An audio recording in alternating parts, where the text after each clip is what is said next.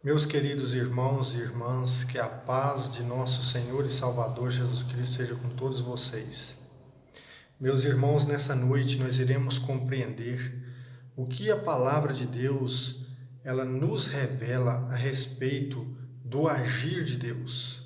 Pois estava aqui estudando a Bíblia em Números, no capítulo 21, verso 4, que relata ali, quando o povo murmurou contra Moisés e contra Deus, e Deus enviou serpentes abrasadoras, e essas serpentes, elas mordiam as pessoas e as pessoas morriam. E quando estava lendo esse texto, Deus me fez refletir muitas coisas. E o Espírito Santo, ele tocou em meu coração para que eu compartilhasse com vocês essa mensagem.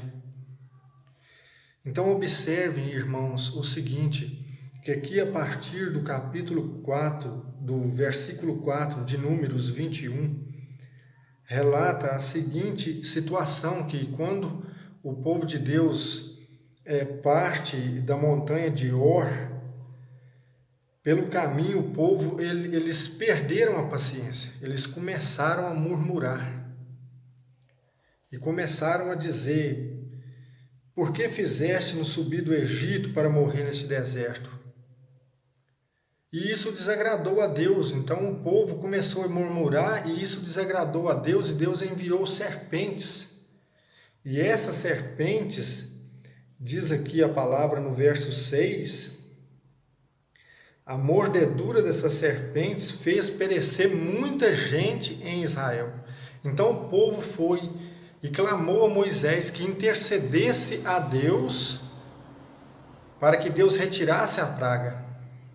Então Moisés ora a Deus, intercede pelo povo, e Deus pede para que Moisés fizesse ali uma serpente e colocasse ela numa haste.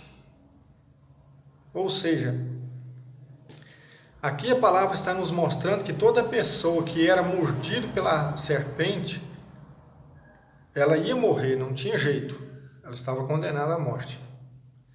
Mas se ela cresce e ela olhasse para essa serpente de bronze nessa haste, essa pessoa, ela vivia, ela era curada, ou seja, aquela mordida da cobra já não lhe causava dano nenhum. Todo aquele dano era revertido e a pessoa vivia. Então você, quando lê esse texto, você vê esse acontecimento. E veja agora como é curioso e como que o ser humano, ele cai na idolatria e ele se perde quando o ser humano interpreta de uma maneira equivocada e errada a maneira de Deus agir. Veja como é curioso e é necessário que a gente compreenda isso. Veja, abra sua Bíblia em 2 Reis, capítulo 18.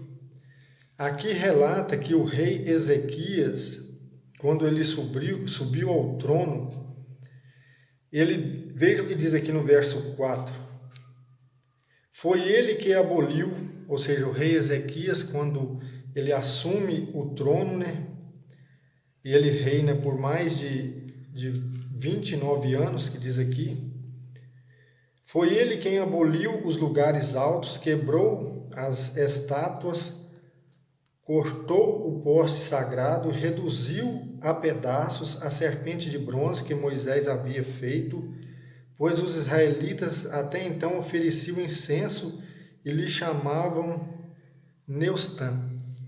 Veja bem, meus irmãos, já havia mais ou menos 1000 anos desde Moisés. Ou seja, Moisés, o homem de Deus, pelo mandado de Deus, faz essa serpente, coloca numa haste, e toda pessoa que era mordida pela cobra olhava para a serpente e vivia.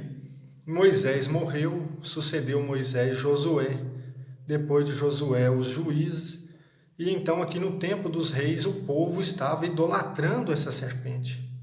Ou seja, o povo se desviou do verdadeiro culto E certamente esse povo acreditava que essa serpente tinha o poder de Deus nela. Por quê? Porque outra hora Deus operou. Porque muitas das vezes, irmãos, o povo até busca um fundamento na Bíblia, mas usam de má fé. Por quê? Porque não entendem, quando Deus usou um simbolismo, havia um significado maior do que o próprio acontecimento que o envolvia ali, ou seja, mais que tinha uma ligação. Veja o que eu estou dizendo.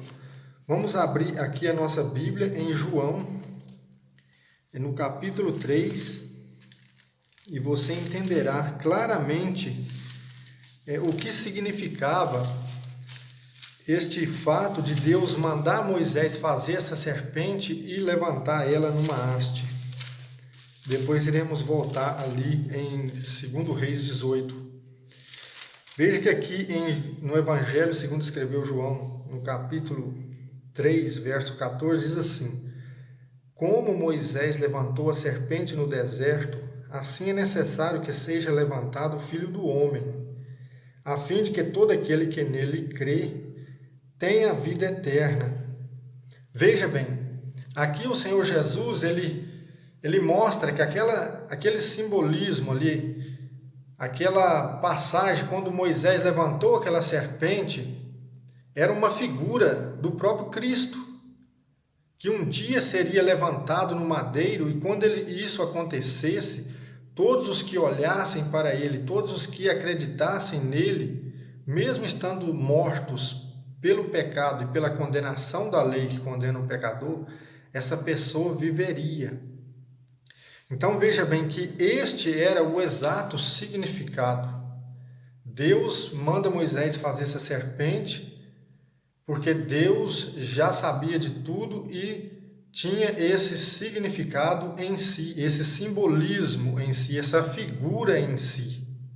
Então, quando Cristo vem, ele diz: assim como Moisés levantou a serpente no deserto, assim é necessário que seja levantado o Filho do Homem, para que todo aquele que nele crê não pereça, mas tenha vida eterna. Ou seja, nós somos pecadores por natureza. Ou seja, todo aquele que não crê em Cristo, ele vai perecer no pecado e na condenação, no lago de fogo. Mas todo aquele que olha para Cristo, levantado no madeiro, vive pela justiça de Cristo. Assim como aquela pessoa que estava condenada à morte, pela mordida abrasadora daquela serpente, quando ele olhava para a serpente, o Deus Todo-Poderoso, o Criador dos céus e da terra, ele se compadecia daquela pessoa e curava aquela pessoa. Não era a serpente que curava, era Deus quem curava. Aquilo era apenas um simbolismo. Então, irmãos, você nota a ignorância do povo. O povo começou a idolatrar aquela serpente, começou a queimar incenso para aquela serpente. E Ezequias, sendo um homem de Deus, ele vê que aquilo era uma idolatria terrível, entre outros cultos idolátricos que o povo praticava. Ele vem, derruba as estátuas, os postes sagrados, que eram imagens de Azera, que em Jeremias capítulo 7 fala que o povo cultuava esses ídolos pagãos, e ele mostra para o povo que aquela serpente não era nada, que o poder de Deus não estava ali, que o significado daquilo já tinha terminado, ou seja, só permanecia o simbolismo que seria revelado, mas que até então o povo ignorava, desconhecia, pela sua incredulidade e ignorância.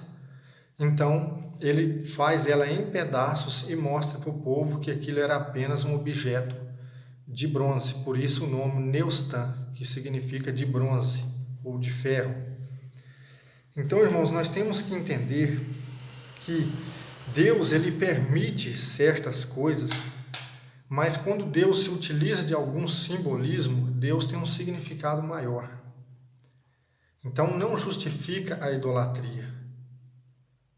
Veja o que acontece aqui em 2 Reis 13. Abra sua Bíblia, 2 Reis 13, aqui no verso 20. você vai ler aqui que Eliseu, o homem de Deus, ele adoeceu e morreu, e foi sepultado. E os israelitas iam sepultar um homem, e veja o que diz aqui no verso 21. E aconteceu quando alguns homens estavam sepultando um morto, avistaram um desses bandos, jogaram o corpo dentro do túmulo de Eliseu e partiram o corpo. Quando tocou os ossos de Eliseu, recobrou a vida e pôs-se de pé. Veja que aqui acontece o seguinte: Eliseu adoece, morre e é sepultado. E os povos moabitas eles costumavam atacar Israel toda primavera, eles saíam em bandos, né? E aconteceu esse fato que as pessoas lá iam sepultar um certo homem, e quando viram essas cavalarias de guerra, eles se assustaram, julgaram o corpo dentro do túmulo de Eliseu. Quando esse corpo tocou os ossos de Eliseu, este homem reviveu e ficou de pé. Veja bem, isto acontece aqui não por premeditação, essas pessoas não julgaram esse corpo ali pelo seu próprio querer, mas pelo medo de serem apanhados, de serem mortos, escravizados. Eles jogam esse corpo e acontece esse milagre. Esse homem, ele reviveu, ele estava morto e reviveu ao tocar nos ossos de Eliseu. Mas veja que a Sagrada Escritura não dá ênfase alguma no fato de ter acontecido esse milagre no sentido de santificar os ossos de Eliseu. Pensa se isso acontece hoje. Você veria ossos de Eliseu para todos os lados, sendo vendido, sendo feito um grande comércio. Pare e pensa comigo. Não que eu queira justificar alguma coisa ou comparar uma coisa com a outra, mas vou citar um exemplo que acontece muito nos nossos dias. Você observa que no catolicismo, veja que eu não quero atacar a religião de ninguém, mas é um fato. Quando morre um papa, um cristão, seja ele um padre, um discípulo católico, uma freira, aí o que acontece? Alguém fala assim: o fulano de tal fez um milagre para mim. Eu rezei para o Papa fulano de tal, que já morreu, recebi um milagre. Aí a igreja vai e canoniza esse homem ou essa mulher. E dali em diante, começam a se fazer imagens, começam a se fazer todos os tipos de amuletos e fazem o maior comércio com aquela imagem daquele homem, ou seja, utilizam o fato do milagre que eles relatam e fazem o comércio dali em diante, cometendo idolatria. Mais claramente para os irmãos entenderem. Não é, irmão, que isso serve de base. O que nós temos que entender? Nós temos que entender que se o povo de Israel, neste momento aqui, fosse agir da maneira que o povo católico, vamos dizer assim, age hoje, eles teriam santificado Eliseu, eles teriam ido cultuar ali os ossos de Eliseu, acendendo velas, fazendo promessas, dirigindo orações, assim como fazem para o Papa João Paulo II, para São Sebastião, outros santos, que não é que eu estou negando a santidade de alguém, porque é Deus quem sabe de todas as coisas. Eu simplesmente não sei de nada. Eu só estou dizendo o que a Escritura está dizendo. Mas mesmo que haja, veja bem, mesmo que haja algum acontecimento por parte de alguém, no sentido que a Bíblia está relatando que Eliseu já tinha morrido e seus ossos, o homem era tão ungido por Deus que quando o morto tocou em seus ossos, ressuscitou. Veja bem, mas mesmo que isso acontecesse hoje, não dá autoridade para ninguém, para igreja alguma, santificar aquela pessoa, fazer uma imagem dela, fazer retratinhos, amuletos, pulseiras e induzir as pessoas à idolatria, para as pessoas irem ao túmulo, acender velas, dirigir orações e cometer idolatria e abominação que Deus reprova. É isso que nós temos que entender. Acontece algo, se aconteceu, glória a Deus, mas não é motivo para ninguém adorar outro homem e dirigir orações. Ah, mas eu cultuo é Deus. Mentira, você se prostra diante de uma imagem, dirige orações para ela e envolve Deus com ídolos mudos, coisa que Deus abomina. É isso que as pessoas precisam entender, porque a história, ela nos mostra uma verdade e ela se repete. O povo adorou a serpente de bronze e o homem de Deus foi lá e colocou ela em pedaços. Então veja bem, meus irmãos, quando nós abrimos aqui a nossa Bíblia em João capítulo 9, tem outro fato muito importante para o nosso entendimento. Veja bem que aqui acontece o fato de que quando o Senhor Jesus ele vai passando, né, em certo lugar, ali se encontra um homem cego. E acontece que os discípulos até perguntam: Senhor, quem pecou para que ele nascesse cego? Seus pais ou é ele mesmo? E o Senhor Jesus diz: não, ninguém pecou, ele está assim para que nele se manifeste as obras de Deus. E aqui em João capítulo 9, a palavra diz aqui que o Senhor Jesus ele pegou terra, aqui no verso 6, né? Tendo dito isso, cuspiu na terra, fez lama com a saliva e aplicou-a sobre os olhos do cego e disse: vai lavar-te na piscina de Siloé. O que significa isso? O que nós temos que entender aqui? O Senhor Jesus ele se utilizou da terra, o ser humano foi tirado do pó da terra. Então o Senhor Jesus ele pega a terra, cospe na terra, faz um barrinho, coloca nos olhos do homem cego e manda ele se lavar. É isso que a Bíblia está dizendo aqui. E ele volta enxergando. Então veja bem, nos dias atuais, pensa só, para e pensa comigo. Nós temos que fazer uma análise. Muitos vão dizer assim: você está julgando. Não estou julgando, estou fazendo uma análise. Veja bem, nos dias atuais, se isso acontece, as pessoas pegam a terra e já santificam ela, e muitas pessoas vão passar a andar aí com um punhadinho de terra no bolso, dizendo que é terra santa e que Deus opera através daquilo ali. Veja bem, não é errado você se utilizar de alguma coisa. O errado é você usar de má fé, é você já colocar na mente das pessoas ou pensar que Deus está naquilo ali. Por exemplo, você pega uma água, faz uma oração e bebe a água. Mas Deus não está na água. A água não é santa.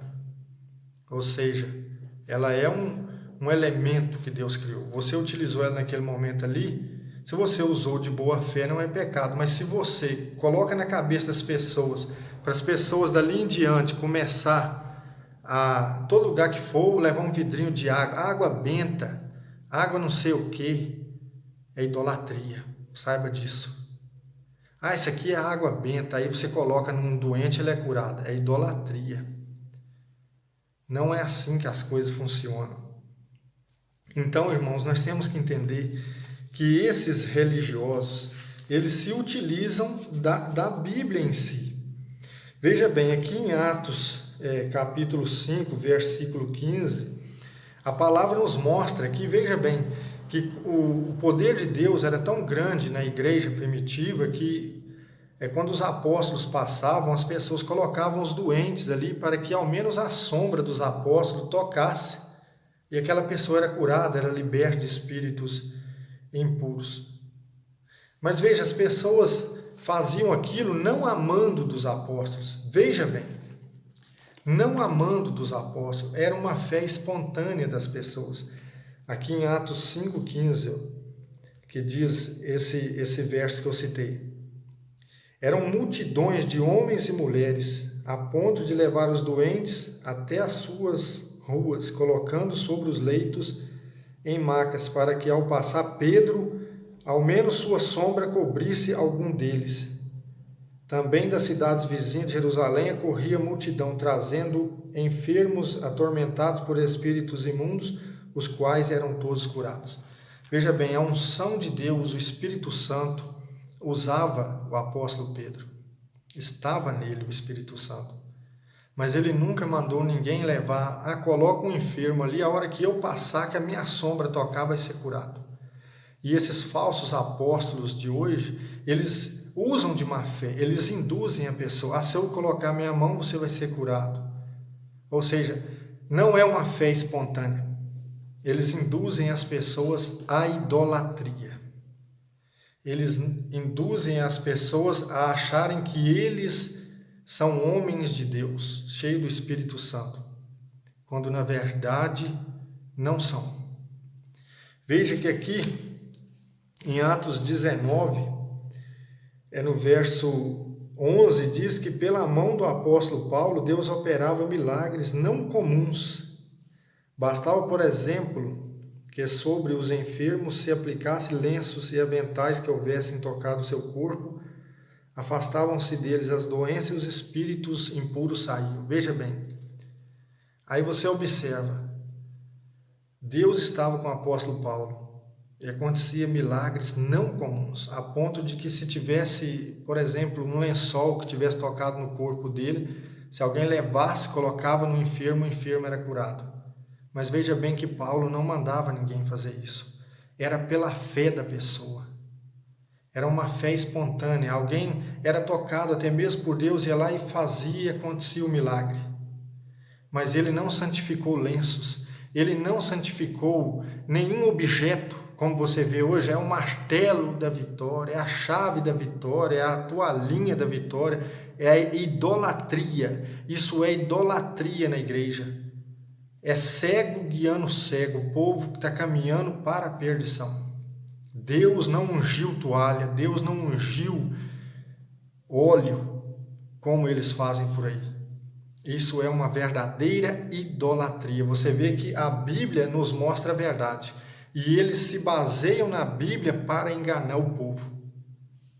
Veja bem que a Bíblia não deixa brecha para esse tipo de prática de que nós temos hoje, tanto na igreja católica, tanto nas igrejas evangélicas. Quando você abre aqui a sua Bíblia em Tiago, você observa que Tiago capítulo 5 vai falar sobre a unção dos enfermos. E aqui diz assim que se houver alguém enfermo, a partir do verso 13, Tiago 5,13, fala assim que se houver alguém enfermo, você chama os presbíteros da igreja, ora para o enfermo, unge ele com óleo, e a oração da fé curará o enfermo.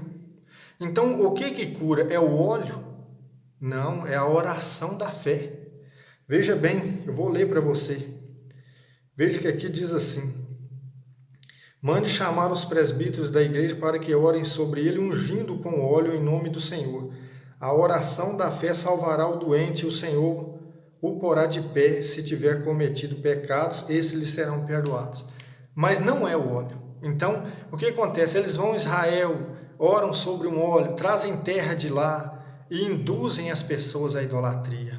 Arrumam frasquinhos de óleo e as pessoas começam a carregar aquilo no bolso e ungir os outros.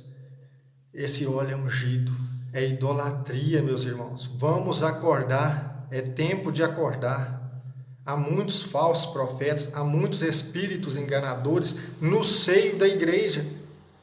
Veja que aqui a palavra é muito clara, a oração da fé. Você pode utilizar o óleo, você unge em nome do Senhor, mas é a oração da fé que salvará. Veja, a oração da fé salvará o doente e o Senhor o porá de pé. Tiago 5, verso 15. Então, meus irmãos, nós temos que meditar na palavra de Deus. Nós não podemos nos deixar convencer por essa enganação que tem hoje nas igrejas. É rosa ungida, é tudo enquanto é tipo de idolatria, de doutrina de demônios para seduzir as pessoas. O fulano de tal morreu, está fazendo milagre, as pessoas vão cultuar naquele túmulo, vai acender vela, dirigir orações. um povo cego que só busca os próprios pretextos. Irmãos, nós temos que entender que nós temos que seguir a Cristo pelas palavras de vida eterna. Nós temos que acordar porque a nossa salvação, ela está mais perto de nós do que quando aceitamos a fé. E, infelizmente, muitos estão adormecidos por causa do pecado, por causa dos enganos deste mundo e desprezam a palavra de Deus. Veja, o objetivo desta palavra não é para criticar a fé de ninguém, mas com o objetivo de abrir os seus olhos, para que você venha a entender o modo de Deus agir e entender que tem muitos hoje que estão utilizando a palavra de Deus para enganar as pessoas.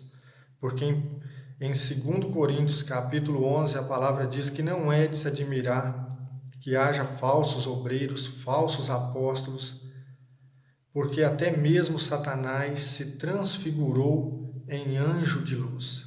Se transfigura em anjo de luz. Então não é de se admirar que haja obreiros fraudulentos, falsos apóstolos que enganam o povo de Deus. Abram os seus olhos, porque a palavra de Deus diz em 2 Timóteo capítulo 4, que nos últimos dias muitos se apostatariam da fé, dando ouvido à doutrina de demônios. Abra os seus olhos, busque o conhecimento da palavra, para que você seja um co-herdeiro de Cristo para a vida eterna. Amém? Que Deus te abençoe em nome do Senhor Jesus.